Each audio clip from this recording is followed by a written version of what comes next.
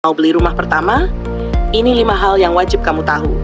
Ada momen dalam hidup di mana kamu merasa sudah saatnya. Saatnya punya tempat yang benar-benar kamu sebut rumah. Aku ingat dulu aku juga ada di titik itu. Semangat banget, tapi juga cemas. Takut salah langkah.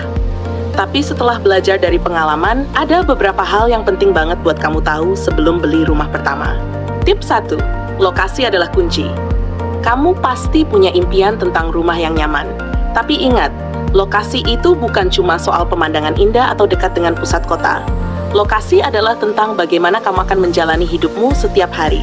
Dekat sekolah untuk anak-anakmu nanti, atau mungkin dekat transportasi umum biar nggak pusing di jalan. Lokasi yang tepat bisa bikin hidupmu lebih mudah, dan yang paling penting, jadi investasi jangka panjang.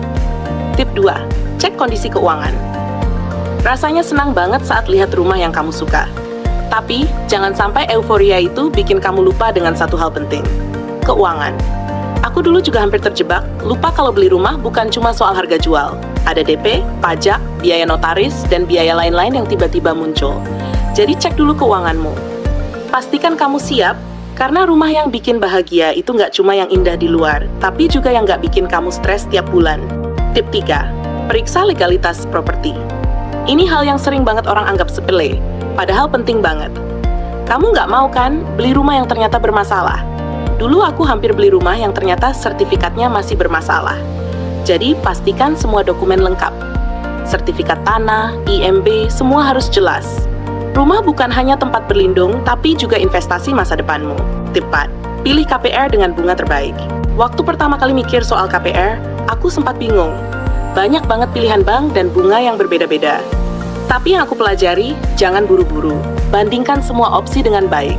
Pilih yang bunganya paling sesuai dengan kondisi keuanganmu dan pastikan cicilan nggak lebih dari 30% penghasilan. Ini penting, biar kamu nggak terbebani di tengah jalan. Dan terakhir, riset.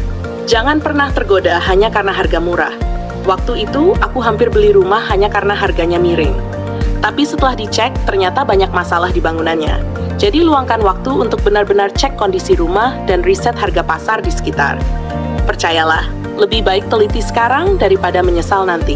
Jadi, itu dia 5 hal yang menurutku penting banget sebelum kamu beli rumah pertama.